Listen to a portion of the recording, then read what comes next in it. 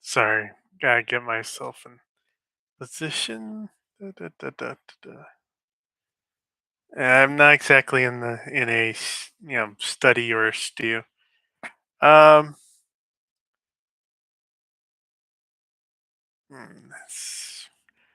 so here's the thing.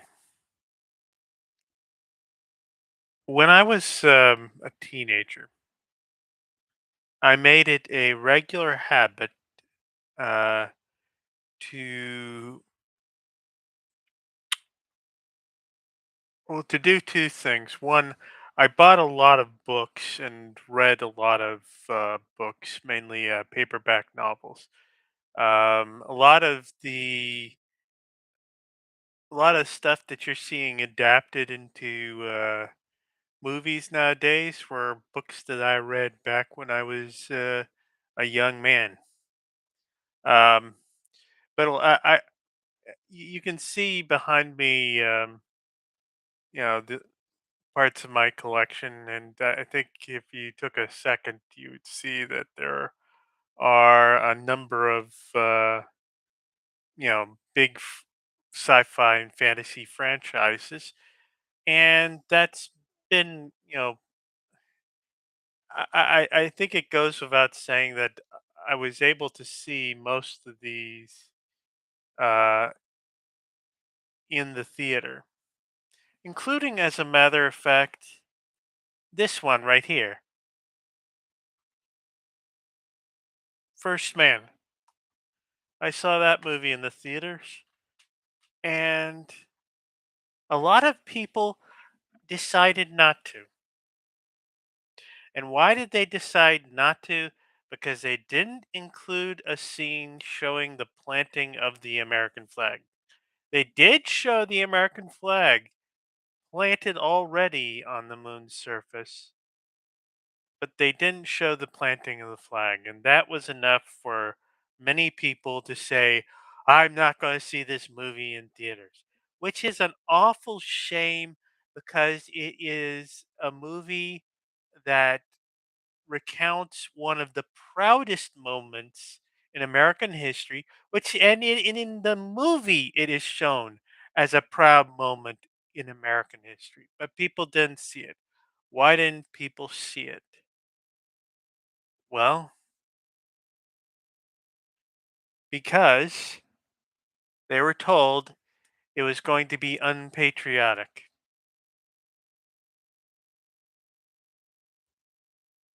Because they were told by right wing political fanatics that they shouldn't see it.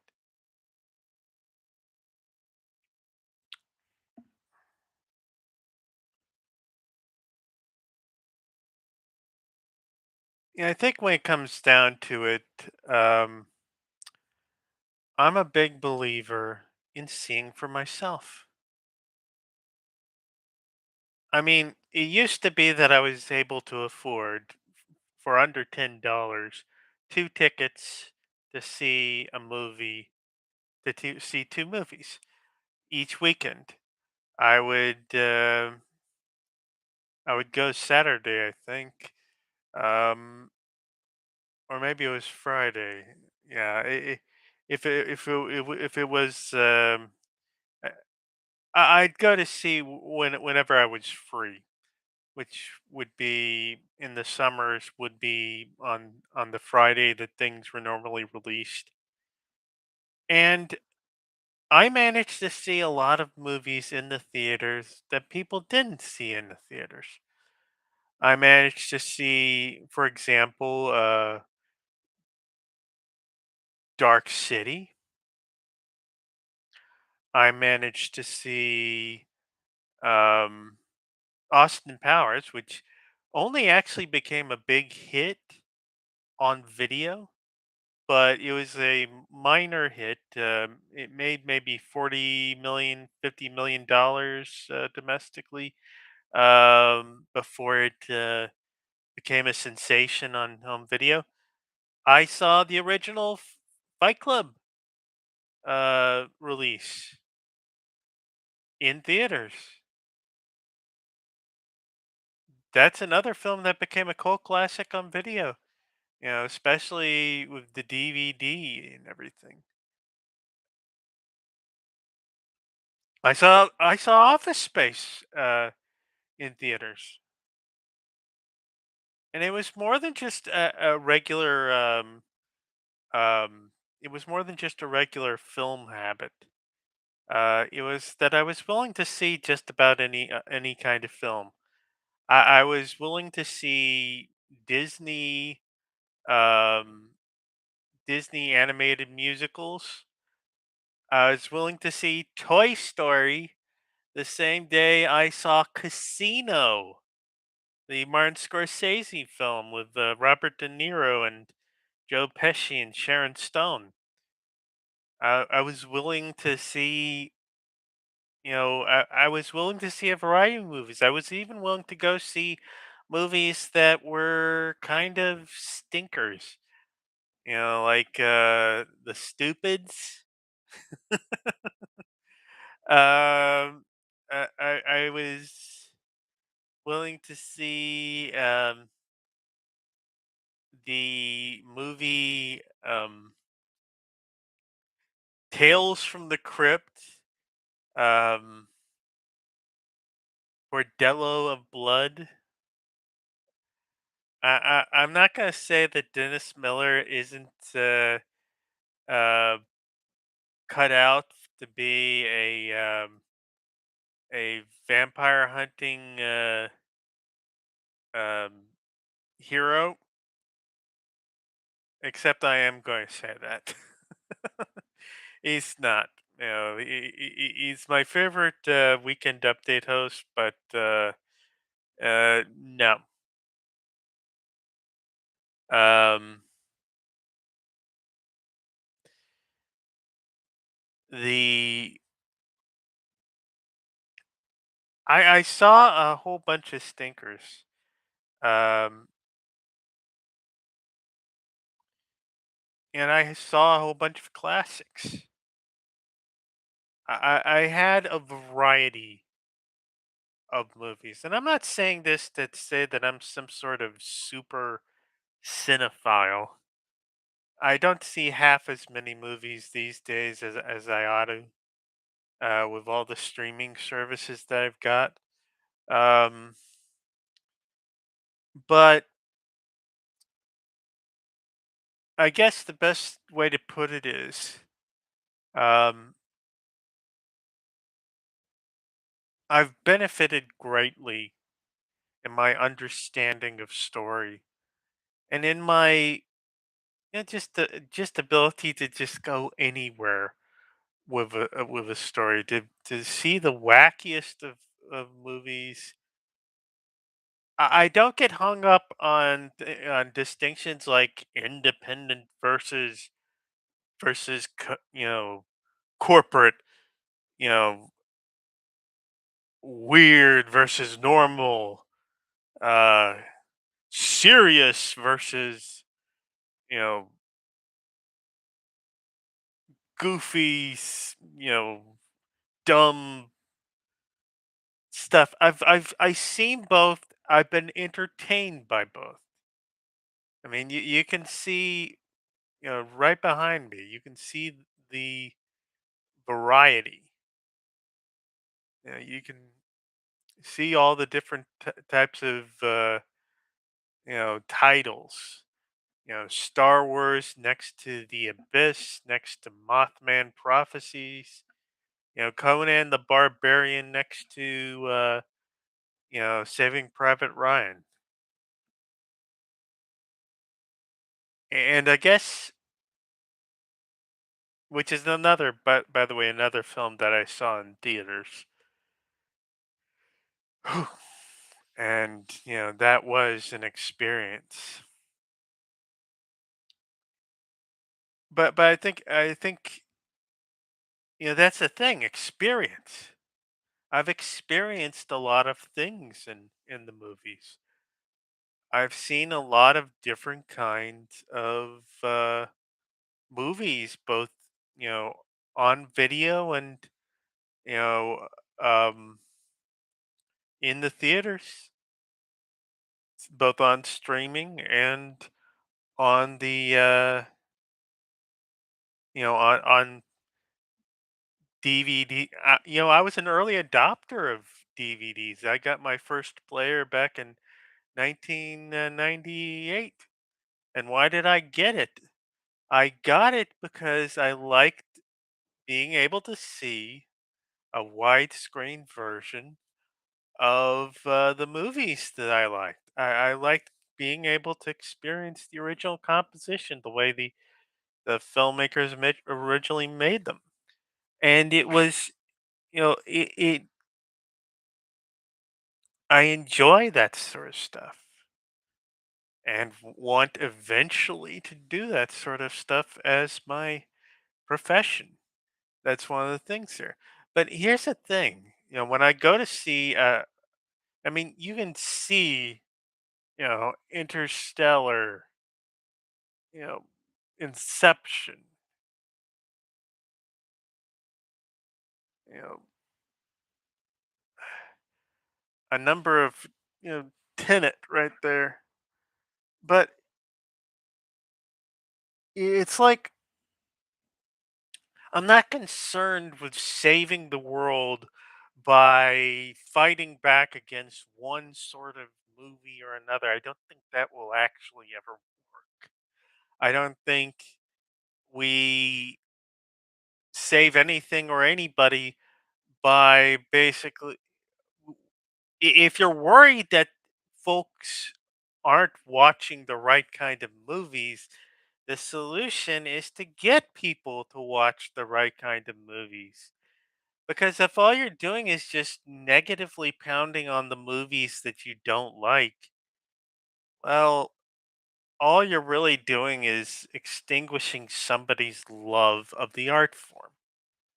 You're basically making they're not going to go and see something they don't personally like in order to fill the gap in what you've pounded them down out of actually liking and enjoying. And you know what really bugs me? I don't mind if you've got I mean I might disagree with you vociferously, but personally speaking, I don't mind if you've come to a negative conclusion about a film having seen the film and out of the fact that you saw the film, and the fact that you had a personal reaction to it. But what bothers me is when people have a negative reaction to a film that they haven't yet even seen yet. I mean, you can have a negative reaction to a trailer, but at least be honest and say, I didn't like the trailer. You know, you never know what you're going to like or not like. You know, and it's not necessarily going to be the things that get the best reviews. You're sometimes going to be in the lonely position of liking, even loving a film that everybody crapped on with the reviews. That happened to me a number of times. There are a number of movies that they said were absolute dog crap, but I liked them anyways. And that happens. That happens. And why does it happen? Because you're different. Because you're not the same person. Because maybe you understand something in the movie that other people don't, you know? It At the end of the day, you're going to like what you like. You're going to love what you like, what you love, and you're going to hate what you hate. I may end up hating. I may end up hating the Odyssey. I wasn't entirely, you know, a lot of Tenet didn't necessarily appeal to me. Uh, Oppenheimer, I enjoyed it, but I don't think I've bought it yet. I don't feel particularly compelled to at the moment. But then again, I'm not exactly in a position to buy a lot of movies these days. But the thing about it is, when it comes down to it, is you're going. Y y There's no substitute really for your own experience. And what's more, here's the thing. My habit when I was going to see all these films all the time, I didn't actually because of a number of factors, um I really didn't learn to drive until I was in my 20s. I biked everywhere. I didn't really need to go anywhere for much of my adolescent years. I wasn't, a particularly popular kid or anything. I wasn't, you know, and I had a decent ability to bike long distances, so that's what I did. I biked here, I biked there. I was able to, you know, explore whole stretches of roads. There was a map that got left behind in my great aunt Mimi's yard, and she gave that map to me, and I used that map to travel all over the area around where I live. So it was like, I don't need a car, for the most part. I could get a ride with friends if or family if I really needed it. But I was doing things like the typical teenage mortal, like you know, biking down I-45 all the way down to the woodlands to watch movies. Uh, so that's yeah, that was how healthy I was at the time. I certainly didn't have a lot of this, but it's like one benefit to that was I had a long time where I was just alone with my thoughts, alone without much in the way of, I was just biking along, keeping a nice steady pace, having all the endorphins, having all the relaxation, getting my brain nice and well oxygenated. And when I got to the theater, which mine was only a few miles away, I was in a nice sort of relaxed state, and I would just sit down. I never bought much in the way of concessions. I didn't have the money for it, for one thing.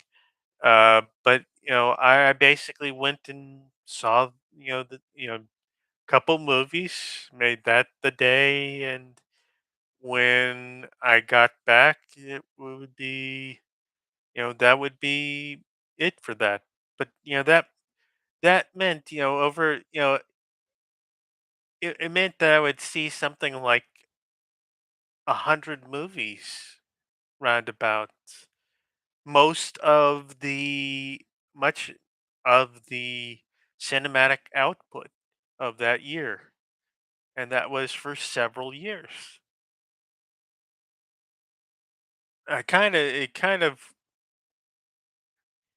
It was the economics that kind of reduced things, and then my father had a stroke, and that basically meant that a lot of well, a lot of things were off the table for the most part. So I'd end up I'd go to see things um, like MCU movies, Harry Potter movies, and things like that in the theaters. But it was like, for the most part, I wasn't going to see the movies as much after. to 2005. In fact, the last movie I saw before my father had a stroke was Episode 3 of Star Wars prequel trilogy, and I think it was almost immediately after that you know it happened. And that's the thing, really. You get to a period in your life where what you once loved to do, you no longer can do. And I think that was also about the time that I started sort of, you know, I think I watched a lot of anime instead, um, which is another big thing I picked. That's a thing I picked up in college. Um, but it's sort of the same thing. It's sort of I wanted to be open to all kinds of different experiences because you know what? There is a such thing, I think, as getting too locked into your own tastes. And the algorithmic world we're in right now has a bad habit of kind of locking you in, just showing you your favorites. And your favorites become the thing that you see so much of, and that actually kind of dulls your appreciation for them. And I don't want my favorites dulled from me. Although, to be honest, there is a certain comfort in repeats. Um, I'm currently repeating the run of Inspector Morse, the original of John Thaw, and the incomparable David Suchet Poirot's. Inspector, not Inspector.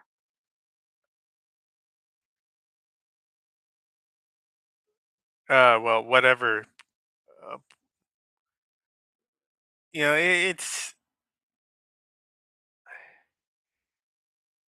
and people. Here's another thing that I've kind of learned to despise over time, and that is the insistence that in absolute faith between source material and a movie. And they often lead with this canard about, oh, you think you know better than the author. Now, I won't say that there isn't some merit to the expectation that the movie will be something like the book or something like the original series or whatever. But here's what I'll also say: when you produce a work, when you write a screenplay, when you take that screenplay and you get a cast, you build sets, you program special effects, you do this, that, and the other. You hire, you know, a cinematographer to expose film or to manage the exposure of the digital image. You are having to actually make active choices in order to communicate anything. You got me there? You have to make active choices in order to communicate anything.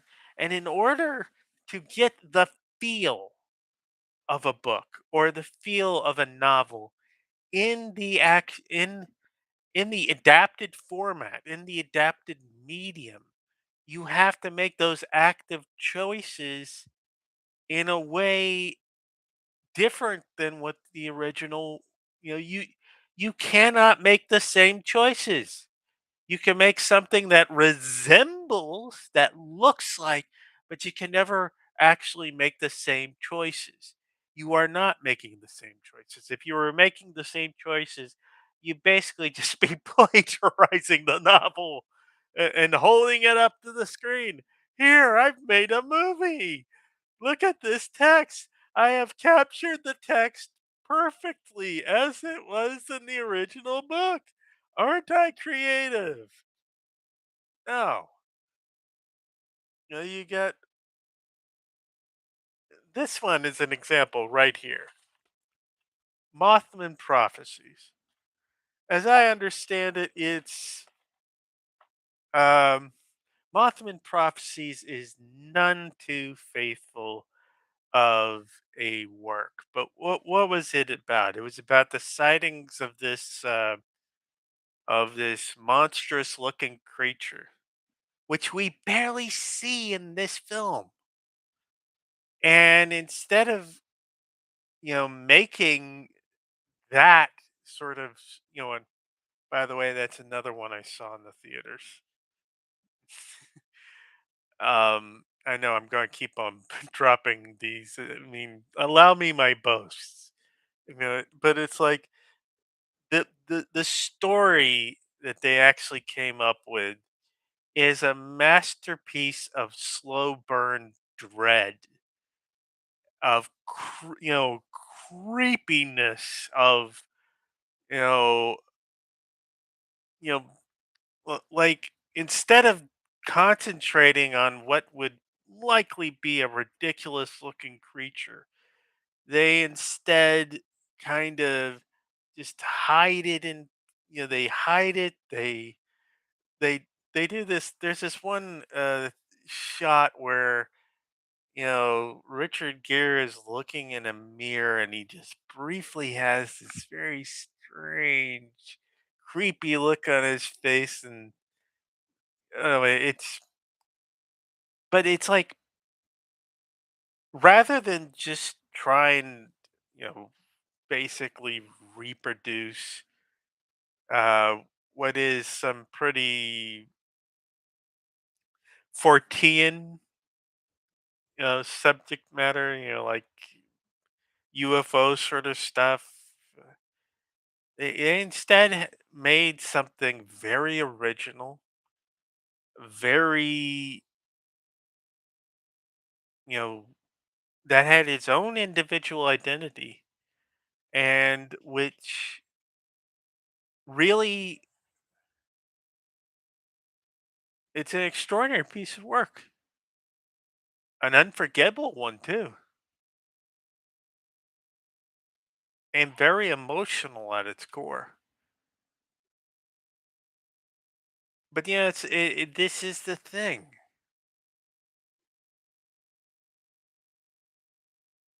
It's it kind of, when you adapt a story like Lord of the Rings, or like, for example, I mean, here are the Spider-Man movies.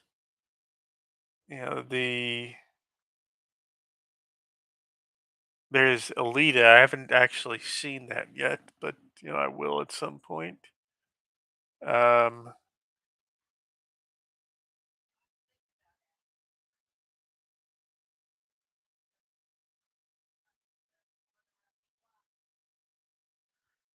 it's like Dune here.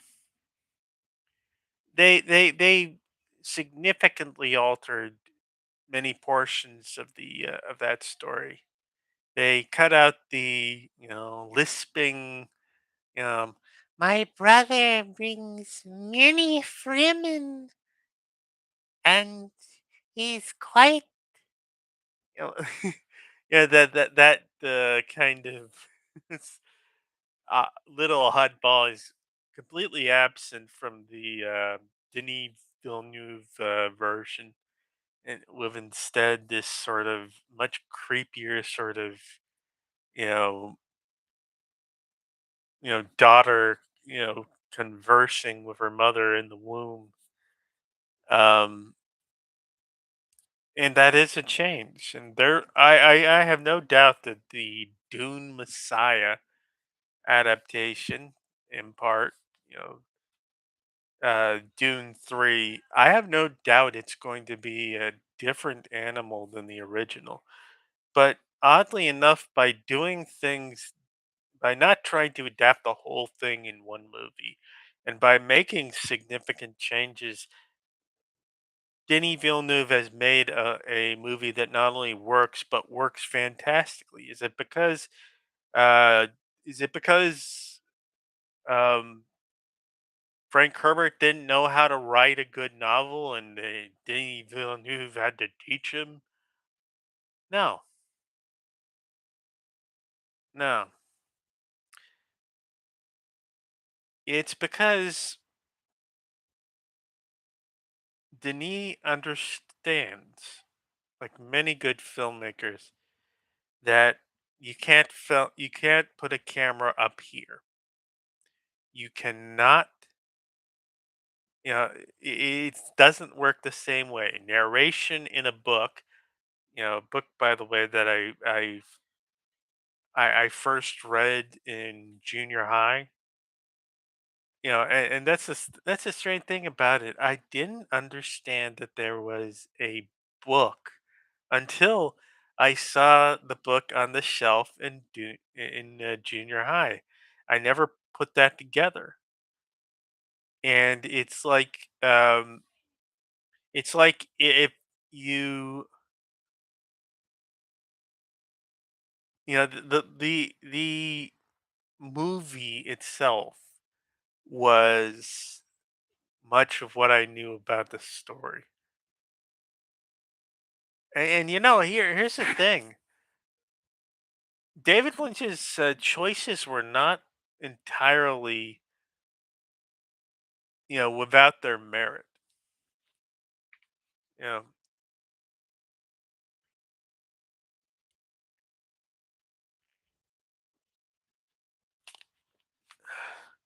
Lynch's choices were not entirely without merit. I mean, I like the way Lynch's world looks a lot more old world, if you catch my meaning. It looks like it's like very dank, very old, very European looking. If you understand, like, and it kind of gives that sort of. It looks like a much more organic, I think is the term I would use.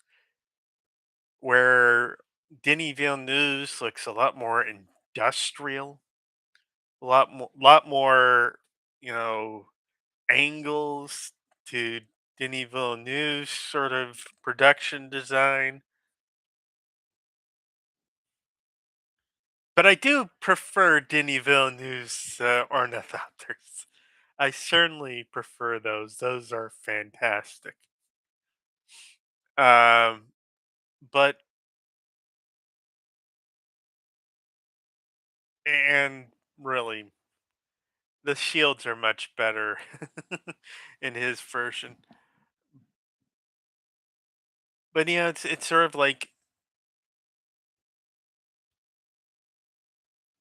in or like I said, you have to make conscious decisions in order to adapt material to the screen. It's not because you're smarter or dumber.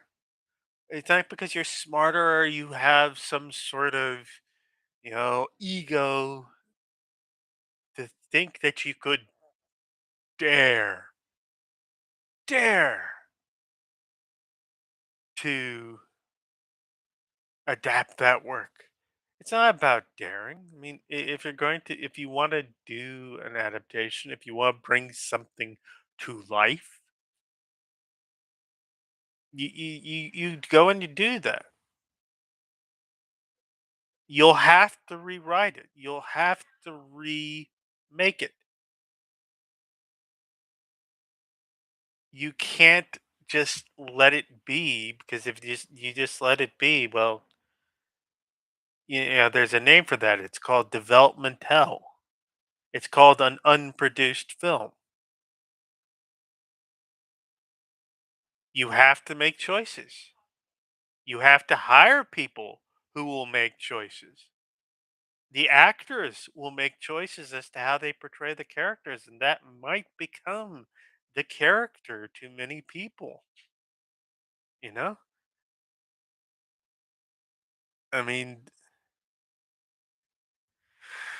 to some people, Stellan Skarsgård's Baron will be the Baron, but for some people, there will always be a place in our hearts for it is I, Vladimir Harkonnen, who will encompass his doom. That sort of, you know, you know I forget the actor's name, but he certainly. And you have two different Fade Rathas. You have Sting's Fade Ratha, you know, with his rock star flamboyance, and then you have the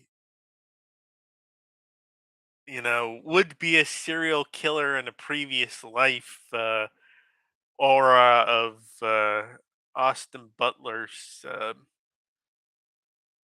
version of the character. You have the sort of out of control, you know, industrial punk look of Geedy Prime with you know with David Lynch's version, and then you have you know Denis Villeneuve's you know plastic sort of infrared photography version, and both can coexist because you know what? Neither is the truth. Both are different facets of the same fiction. They're both different shadows cast through the same lie, basically. What is fiction but acceptable lies? You are telling a story one way or another, and that story is not true. But we all acknowledge it's not true. You and the people you're telling this tell to. And so it's forgivable because you're not actually trying to deceive people. People are, they want to be told a story. They want to be told something that isn't true so they can imagine, so they can explore it, explore the ideas, explore their feelings about the things that are going on. This is part and parcel of what we pay the money for. So it's unimaginable to me, you know. So one thing I will say, connecting back to the previous subject, is it's unimaginable to me to go to see a movie just to hate it. I actually went to go see Megiddo Code, Megiddo Bible Code 2 in the theaters. Uh, with I think Michael York played the Antichrist, and um, I think Arlie Ermy played the president, and Michael Biehn played the hero of the story, and for the most part, it was one of it was one of those. It was more in the category of. It was more in the category of so bad it's good, sort of cheesy. Um,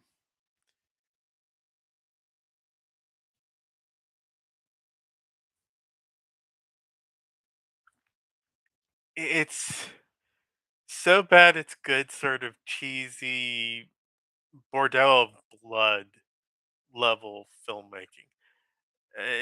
But there are two shots I will say I found to be somewhat memorable in the show.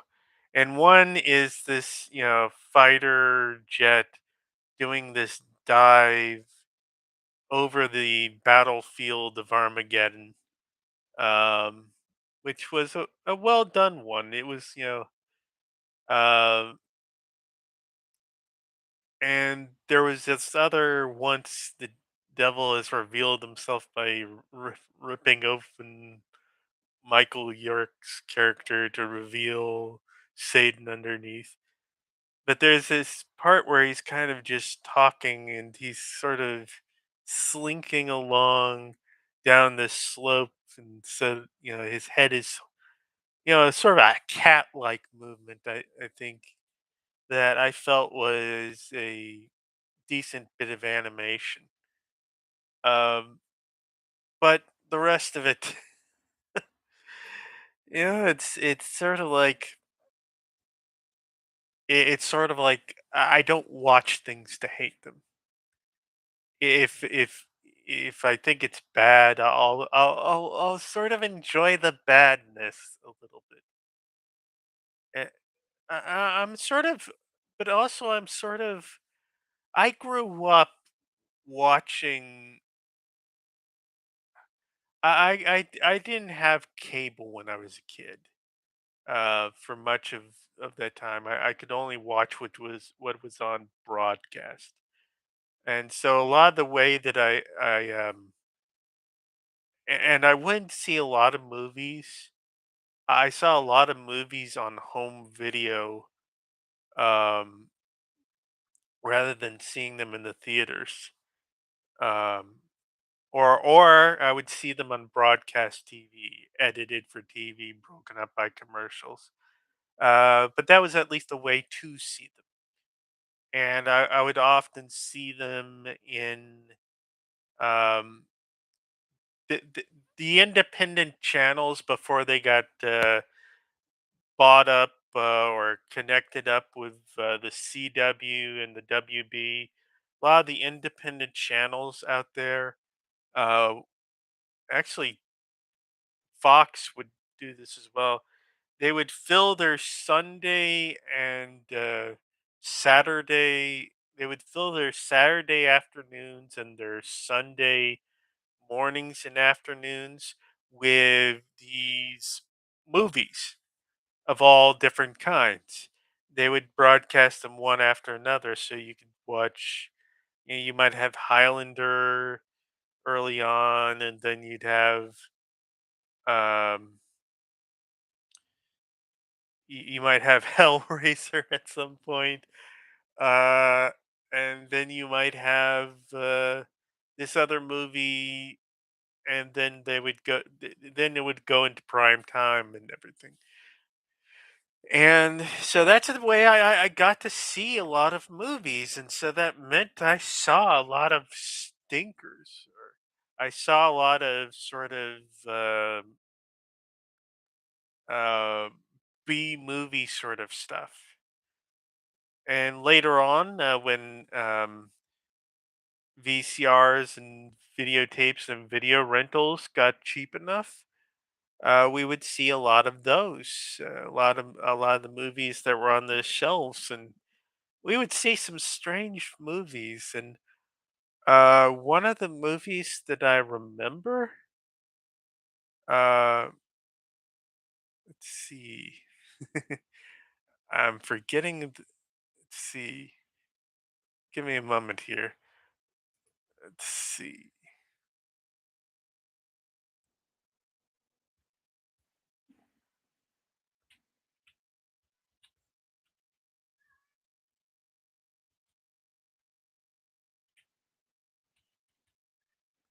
Ah,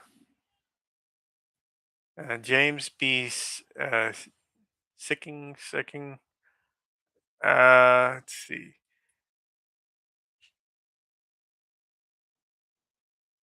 All right. Films. Let's see. Da, da, da, da, da. Ah, Final Approach. Now that's an interesting movie. Um, the it holds one of an interesting distinction as being the first film that was ever originally recorded, mixed, and mastered in pure digital sound. Um,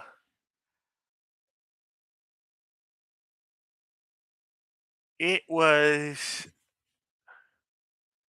I'm not gonna spoil it, but it was a bit of a mind bender. Guy wakes up in a test pilot wakes up in a psychiatrist's office,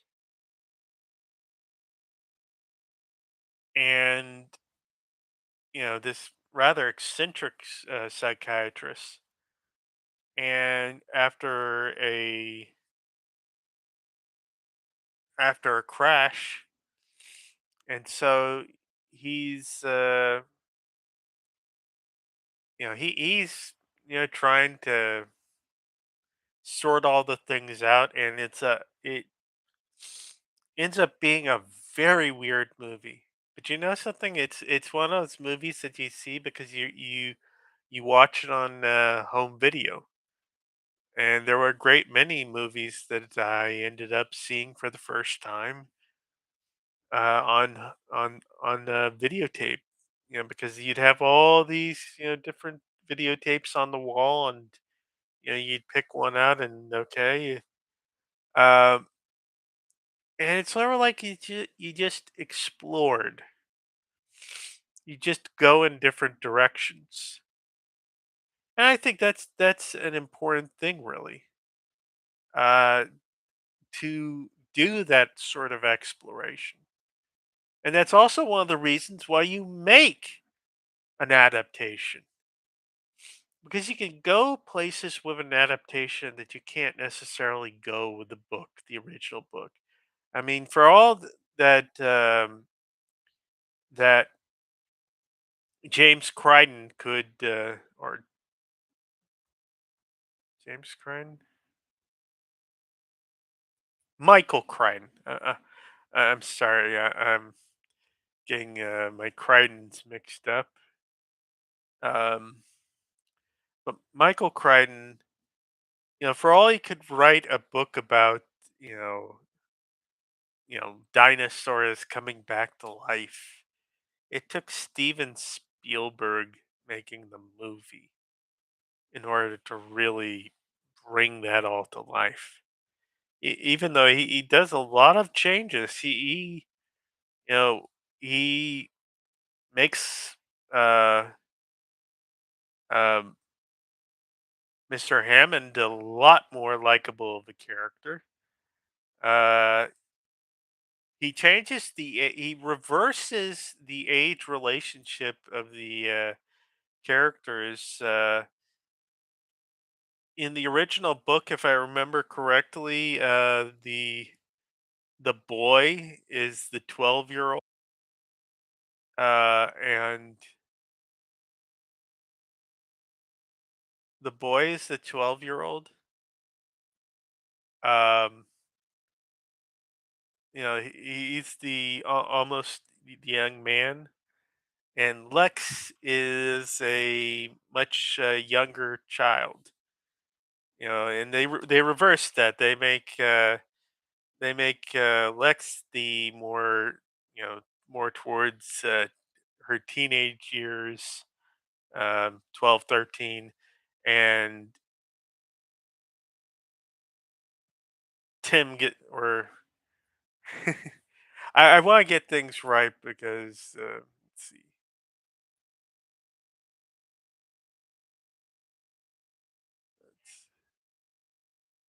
see,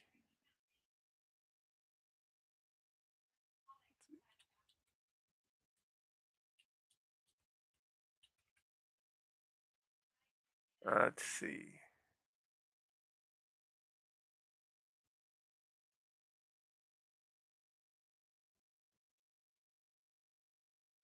Tim, yes, I wanted to get that right.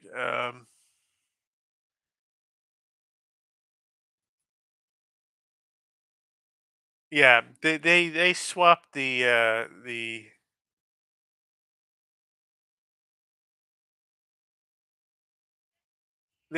characters. And also they swapped the roles in a certain way. Um, Tim, uh, Tim was the one who did the hacking in the original novel, so he gender swapped the character. He gave the more important plot role to that character. So it's sort of like, oh, well, people will be yelling their heads off these days about it. But you know what? He wanted. Let's see.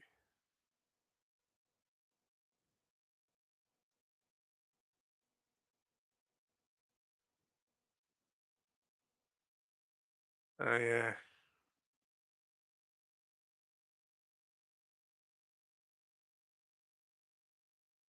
Oh yeah. This is an interesting little note that shows up here. In 2011, Mazzella told Spielberg that he wanted to reprise the role for Jurassic Park 4. Zella viewed Tim as the obvious heir to Hammond's fortune in Jurassic Park and hoped that someday we'll figure out what happened to Tim after the events of the first film. Would this experience have turned him away from dinosaurs and make him hate dinosaurs as the thing he once truly loved? Would it be that he wants to be the one to step in and run the park the way it always should have been run? Uh, Yeah, in the book, Lex is described as a 7 or 8 year old blonde and a sporty young girl who loves baseball.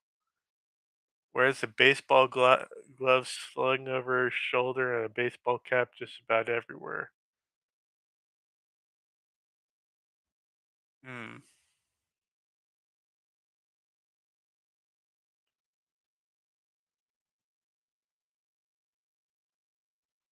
Well,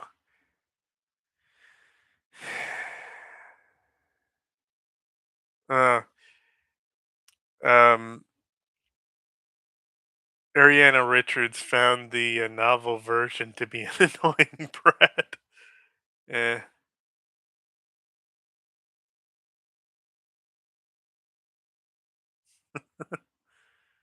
Uh,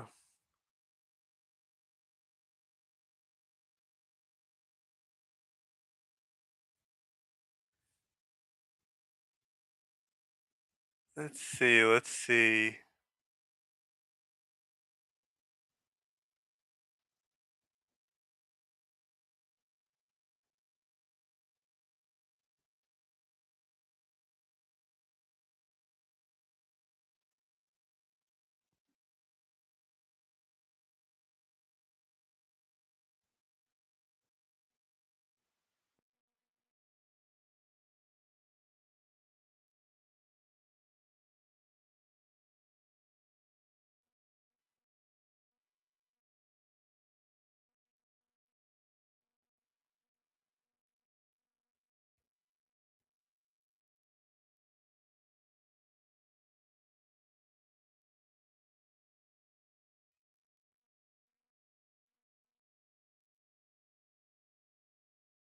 That's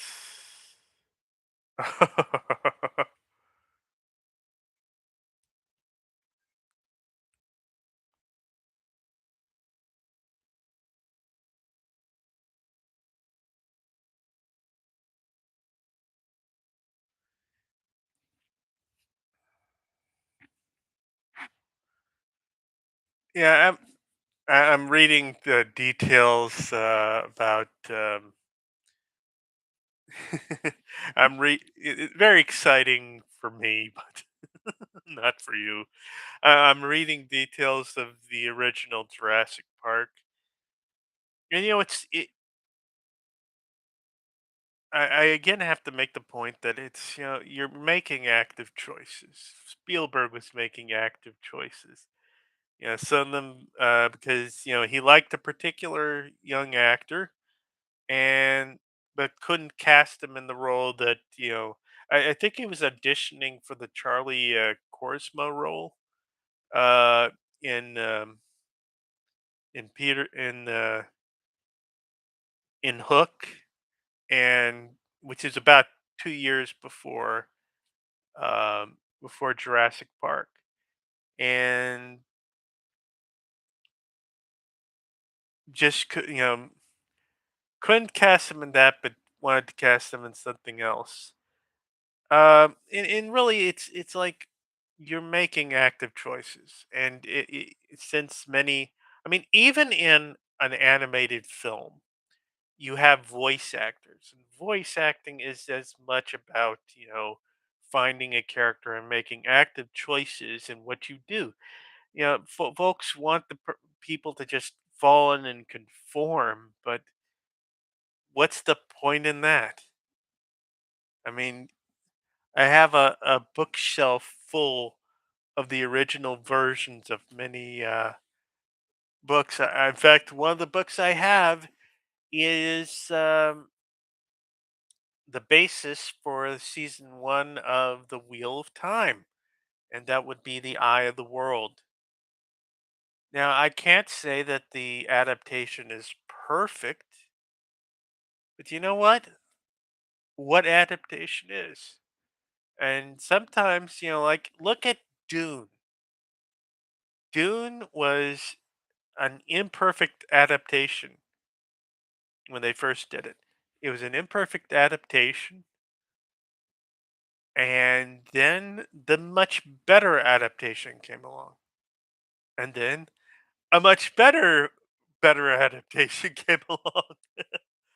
Uh, and that's sort of the way things go. But it's you can't negatively pound adaptations. You cannot kind of, oh, that's so horrible. That's so terrible. No, that will never get you what you want.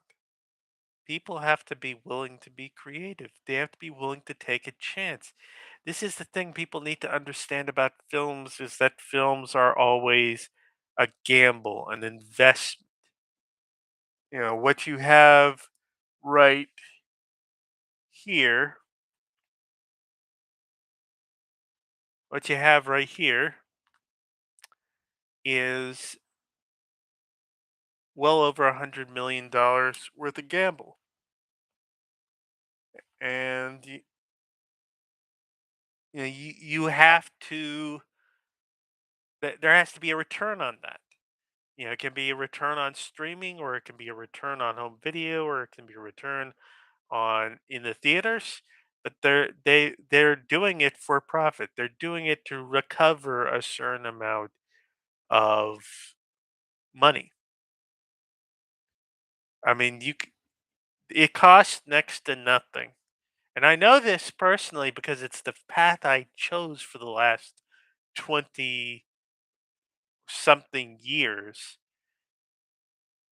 It costs next to nothing to write a book. Maybe you have to pay a little bit in order to keep up the subscription on the maybe you have to pay a little bit to keep up the subscription on on the software. I pay for you know Microsoft Office to that end. But if you think about it for a second, that is minuscule compared to the millions that it takes to pay for a television series or to pay for a movie.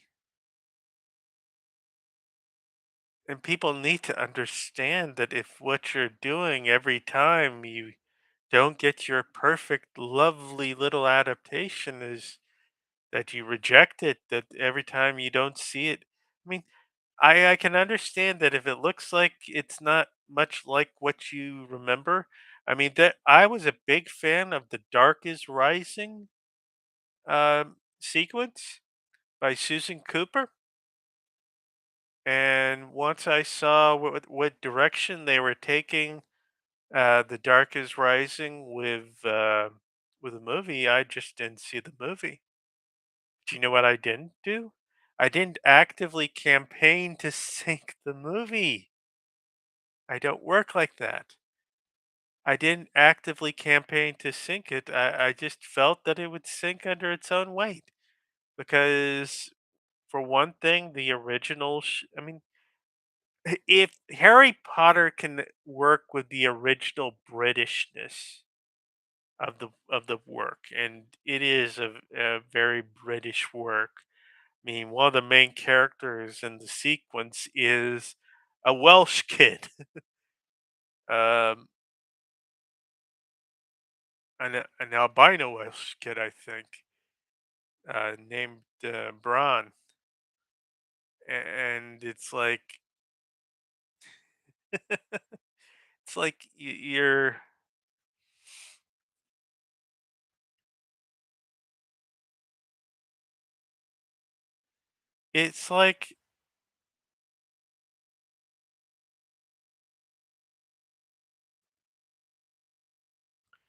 I don't actively work for the death of dreams. Yeah, that's another adaptation. One that I don't think its author appreciated very much, but it's another case where, maybe the author is a bit full of it. And maybe they have a point. And maybe the two things can coexist. That the author has a point that, there was part of the novel that he wanted to enter into it. And that there was another part that perhaps was more a better story to be told on film. You know, I grew up on the Never-Ending Story. It was one of my favorite, s- you know, movies as a kid. I mean, I'm somewhat disappointed in the special effects at my age. It was like, is that what the Nothing looks like? But it was still an inspiration to my own imagination. And a part of the central message is, that the loss of imagination is a devastating loss. And I think it is.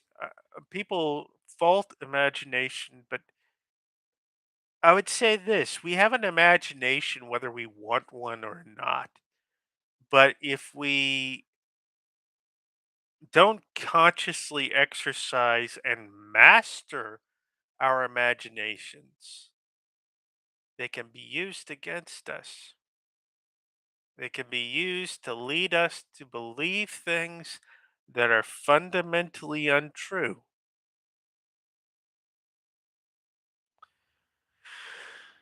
Like, for example, it can be used to make people believe that a vaccine will kill them. And by doing so, the people beating down the intake of the vaccine can end up making the disease a worse long-term problem for the health of a nation, which, you know, my imagination tells me, you know what, that might not be a coincidence. There might be people in this world who want Americans to be more sickly, who want or who could possibly look at what happened with COVID and the way that people were able to sour people on the notion of following public health directives, public health guidance, that folks could use that in order to launch a biological attack on the United States that hurts the United States.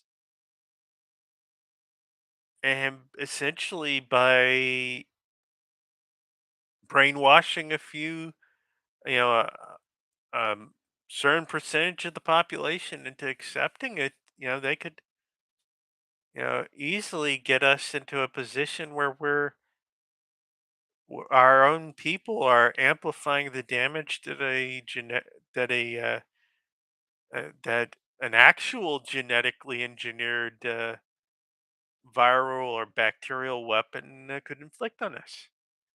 That would be a valid strategy, a particularly potent one. I think because we've got $1 billion sort of $1 billion defense budget, that we're invincible. But you know what?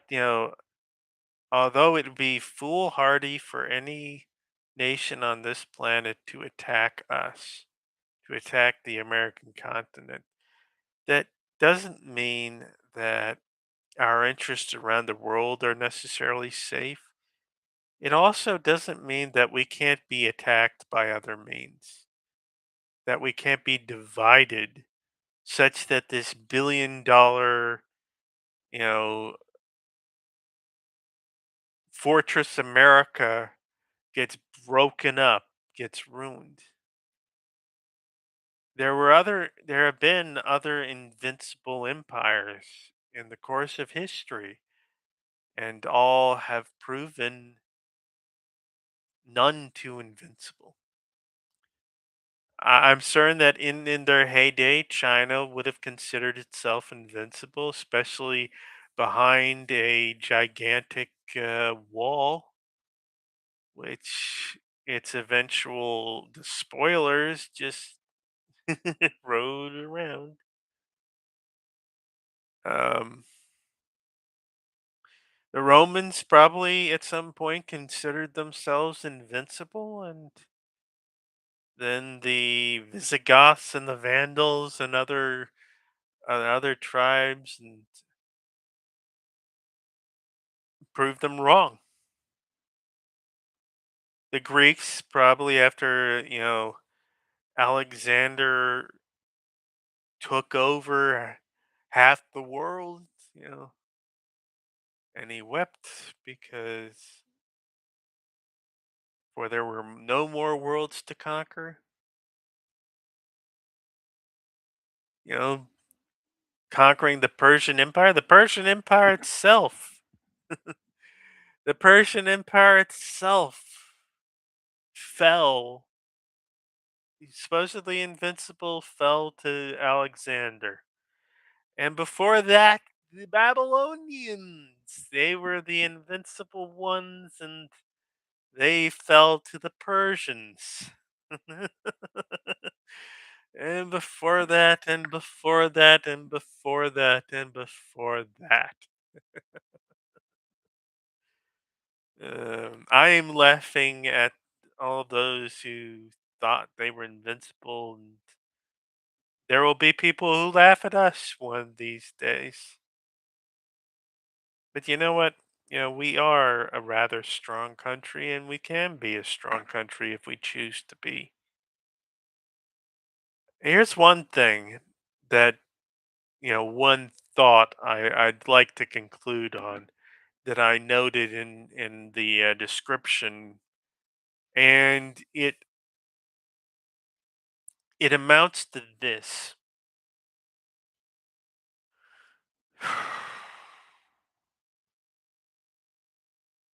What is a spike protein? Hmm. Okay, here's how biology works. A virus, in order to multiply itself, and then, in fact, be biologically active at all, has to, it has to get itself into a, it has to get itself into into a cell and hijack the resources in the cell to reproduce its genome, to produce its proteins, such that when everything is said and done, that cell releases more viruses. And so what do we have here? We have a single strand, I believe, uh, positive sense RNA genome, which is to say that when you talk about mRNA, you're talking about messenger RNA. Messenger RNA is what our nuclear DNA uses to safely communicate genetic information to the protein factories of our cells in the endoplasmic reticulum, both rough and smooth, there's two types, and the Golgi apparatus. And what those things do, they're the protein factories of the cells. Now, you're looking at me, there is keratin in this, there is actin and myosin in this, there is hemoglobin in my blood, and collagen in my connective tissue.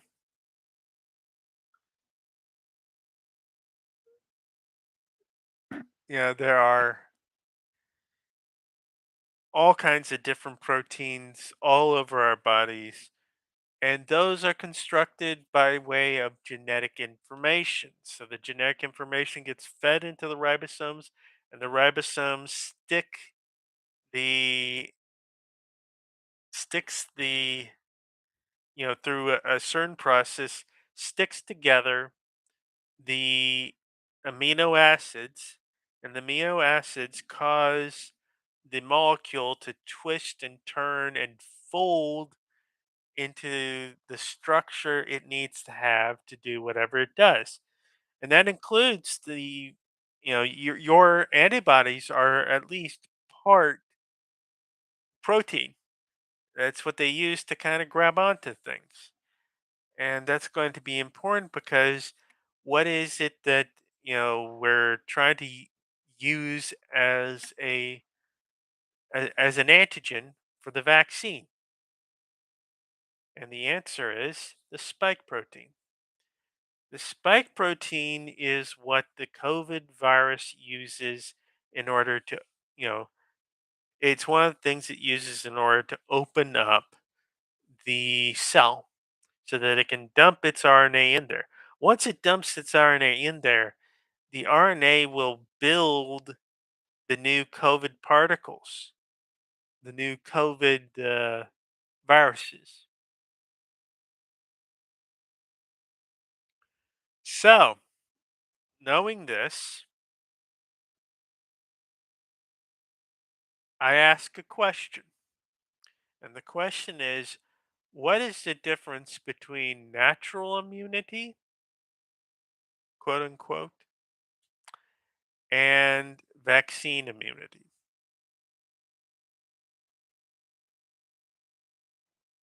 Well, this is where things get a little bit problematic for the anti vax community, at least. COVID anti-vax community. Because at a basic level, they're selling you on a lie. And what is that lie? What is the lie that they're lying to you? Well, it's simple. Your average COVID virus is covered in about 20 to 40 spike proteins. When a virus first hits our body and our body isn't familiar with it, it encounters what's called the innate immune system. And the innate immune system is sort of we've got mechanisms in our cells that when they're under attack by something or when something's going wrong, the cell will send out warning sort of chemicals, and that's going to wake up the innate immune system, which is basically the nuke it from orbit. It's the only way to be sure part of our immune system. And so, what's going to happen if you're going for natural immunity, if you haven't vaccinated, is that, well, your cell is going to start out sending the signals that it's under attack or that something strange is happening. But COVID, once it starts its infection, it's got an actual protein among its proteins whose job it is to cut that process short, to cut that response short, so that the innate immune system is shut off. So your innate immune system is shut off. What happens now? That will depend on how successful that protein is. In most people, it's not very successful. The signal still gets sent out, and you still have the immune system come in and take care of things. In the unlucky, there's an a lot of unlucky people though, where the protein succeeds and the response is muted, put on mute, boop. And so what happens then? What happens then is that the virus is free to, you know, corrupt and exploit and replicate in the tissue. And what then? Well, eventually the innate immune system is still called out because, whenever you have a whole lot of damage being done by something, the immune system is going to investigate. That's part of its function. And it's also part of its function is to dispose of dead and dying cells. So, what's happening here? Well, the scientific literature and shows that I listen to basically detail that what happens next is that the body just goes haywire. It doesn't know what it's dealing with. The immune system is confronted by something that seems like it's neither fish nor fowl, and it activates all kinds of different immune cells for dealing with parasites, cells for dealing with fungi, cells for dealing with bacteria and viruses. It's a mess. And for the people who are worst off, they even get what's called a cytokine storm, and that cytokine storm can basically tear the living hell out of their body itself, even without the virus's help. So it's sort of this is part of the problem of having the carpet bomb, nuke it from orbit part of your immune system working. This is what natural immunity actually looks like. But even with that, if the whole idea is that the spike protein is this horrible thing and you don't want it in your body, you'll still have not only plenty of it in your body, but you'll have something where its basic job is just to replicate that spike protein over and over again as part of these other viruses. Every COVID virus has spike proteins in it, and if your innate immune system is attacking this thing, where are you going to get the antigens for it to recognize the COVID viruses? Well, from the broken up COVID viruses that get hoovered up and that get hoovered up in the meantime as the cellular debris, the viral debris piles up. So it's sort of like they've told you to be afraid of the spike protein, but they haven't been exactly clear about what the spike protein is doing. Well, the spike protein is basically how your cell exploits what's called the ACE2 receptor. Um, Let me bring up what ACE2 is.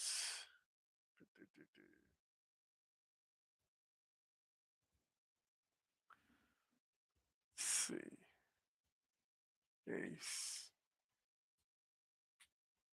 ACE2. Ah, okay. So ACE2 is angiotensin converting enzyme 2. It's an enzyme that can be found. This is me reading from Wikipedia. Is an enzyme that can be found either attached to the membrane of cells in the intestines, kidneys, testes, gallbladder, and heart, or in a soluble form. Both membrane bound and soluble ACE2 are integral parts of the renin angiotensin aldosterone system that exists to keep the body's blood pressure in check. MACE2 is cleaved by the enzyme ADAM17 in a process regulated by substrate presentation. What is substrate presentation? Well, I'm not going to go into it. But the long and the short of it is that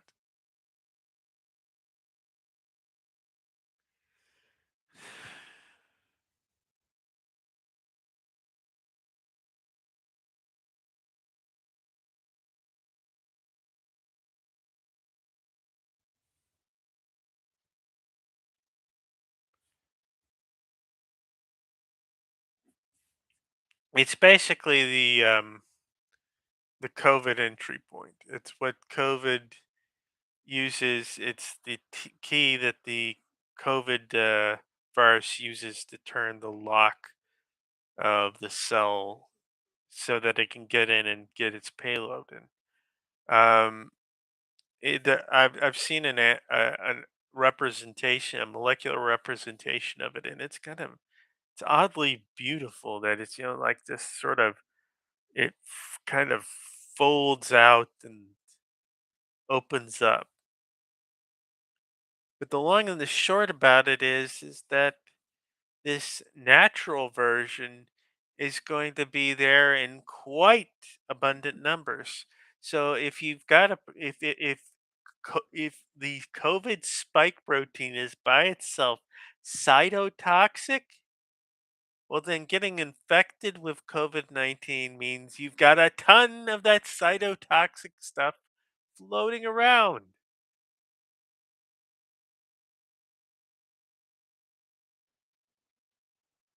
So it's kind of like, okay, wasn't the point of not doing vaccinated immunity to avoid this spike protein? Well, that's the thing about it. It's the mRNA, and this is not genetic engineering of us. This is not gene editing on us because mRNA does mRNA is a product of the nuclear DNA. It's not a way to re-encode the nuclear DNA. And it's like, okay, so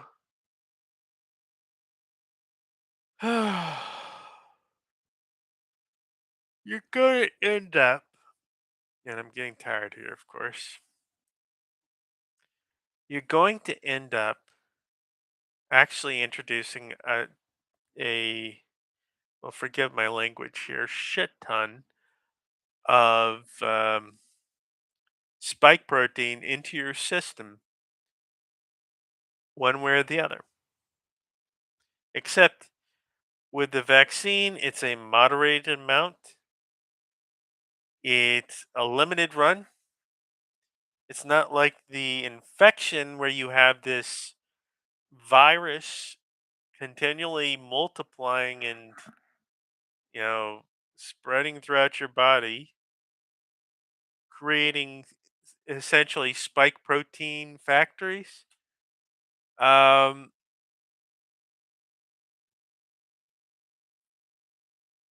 I mean, really, you're not avoiding the spike protein. You're in fact getting a whole lot of it, in addition to getting infected and sick and all the other bad things. I mean, even people who didn't feel much in the way of symptoms can end up with fibrotic lungs that look like they've smoked all their life because that's what the virus has been doing in the background. So it's sort of like you're not. It's the purpose of your uh, the purpose of all this trouble you went to avoid the spike protein ends up being that you get filled with it anyway. So there's absolutely no point to it. There really isn't.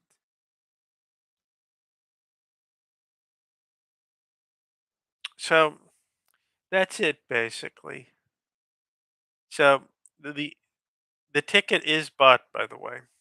I'm going to see the Odyssey on Sunday. I might love it. I might hate it. I might think it's, average. But you know what? You look at the films that this guy's made, and I'd have to say he is always an ambitious filmmaker who's wanting to do something interesting. He's always doing something interesting. Whether, it's Oppenheimer and that whole, we thought we might have set off a chain reaction that could destroy the world. I think we actually did. And that being the reason why Einstein walks off preoccupied and ignoring the Strauss guy. That's like, it is that's a magnificent film. You have Inception. It did. Let me tell you something. Being somebody who read a great deal of Godel Escher Bach by Douglas Hofstadter, it kind of gives you a unique perspective on the sort of the pop, the nested, encapsulated sort of different parts of the story, the dream within the dream within the dream. It sort of strikes you different, and the ending takes on an especially rich significance because it's basically as they fall down through the layers, as dream collapses into dream, as collapses into dream, you're coming up the stack uh, of uh, of levels up to reality. I just think that is a structurally magnificent way to make a film. I haven't seen Dunkirk. I know that's terrible of me, but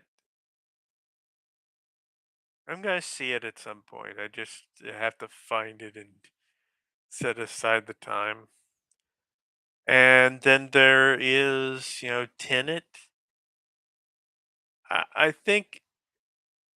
think it's not entirely successful, but I still think it's a compelling film. I still love, you know, I still love the way it plays with how things seem to work backwards and forwards. You know, the palindromic aspect of it. You know, some parts of it are a little cute by half, but it's like I will, you know, if you've got a guy who is capable of hitting multiple home runs, I don't think he should complain too much when he occasionally hits a triple or a double or unluckily gets an out. Um, the prestige. I think the prestige imparts kind of that whole thing about the three acts of the magic trick. You know, you take something ordinary, you make it do something extraordinary, and then you bring back the ordinary thing. That's a great metaphor for storytelling, I think. But it's like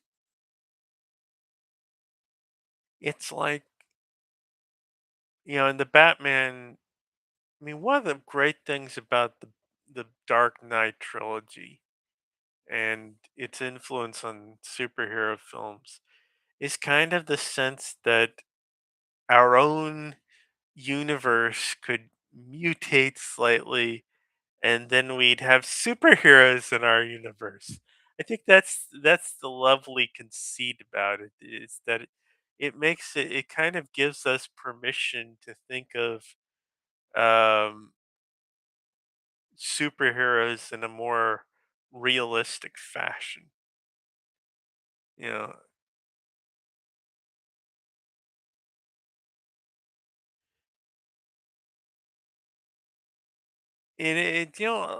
and I might actually go and watch that again. It's been a long while.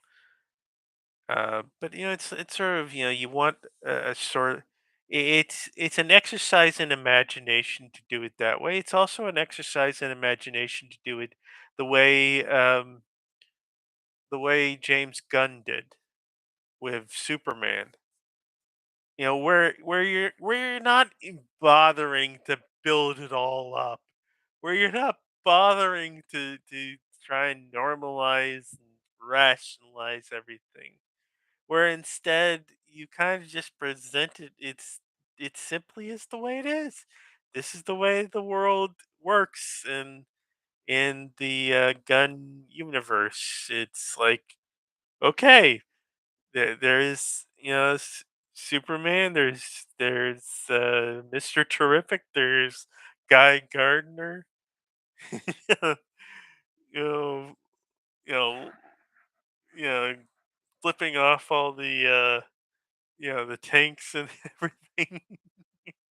It's still like sometimes you want the story to be a thing to itself, and sometimes you want the story to kind of feel like it links back to your reality. And there's more than one way to skin a cat when it comes to actually doing storytelling. It doesn't all have to be done the same way in the same style. And I think that's one of the faults that Hollywood has sometimes. But you know what? I'm not going to solve Hollywood's faults by saying, "Oh, I don't like this," and "Oh, I don't like that." A lot of times I just went and I saw the films that were, I saw both Deep Impact and Armageddon.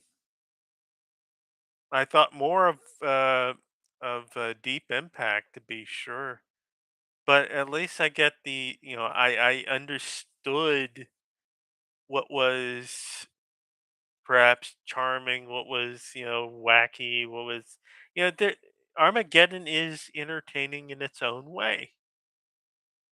That's simple. It's not the world's most serious film. It's got its share of you know somewhat beautiful special effects. It's got its share of, sort of loony tunes, sort of cartoony behavior and things like um, the whole Russian cosmonaut, you know, International Space Station sort of thing. And it's like, but you know what? I wasn't going to save the world by not going to see it.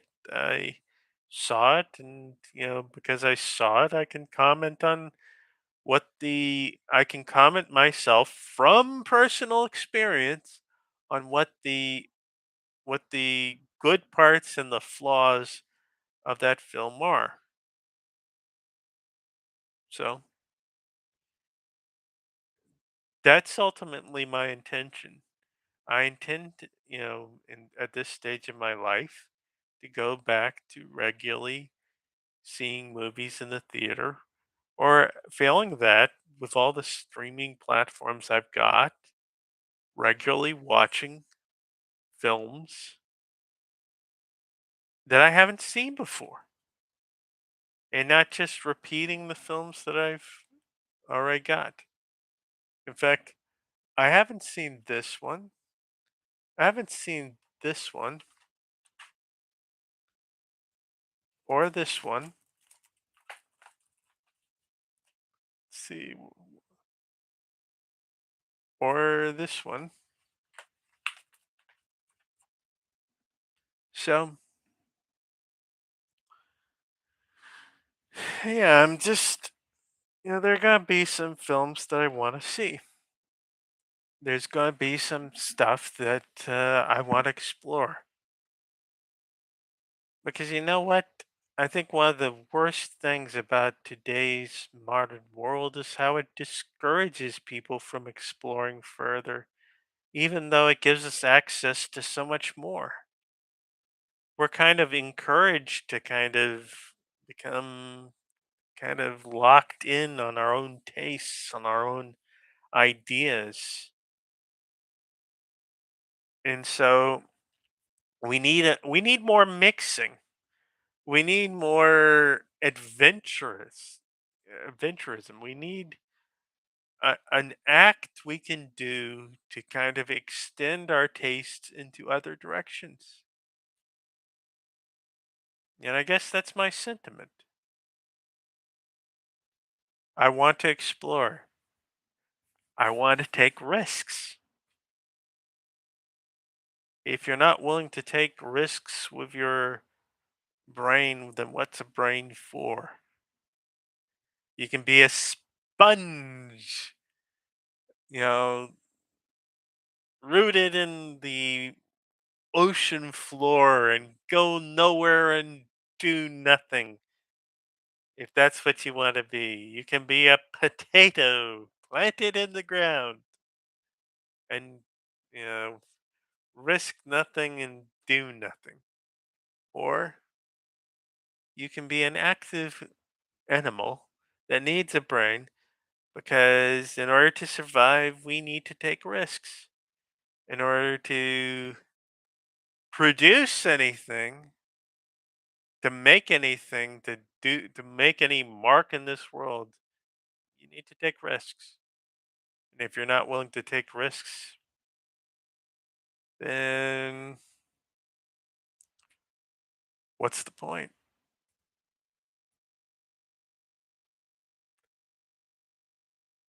See y'all later.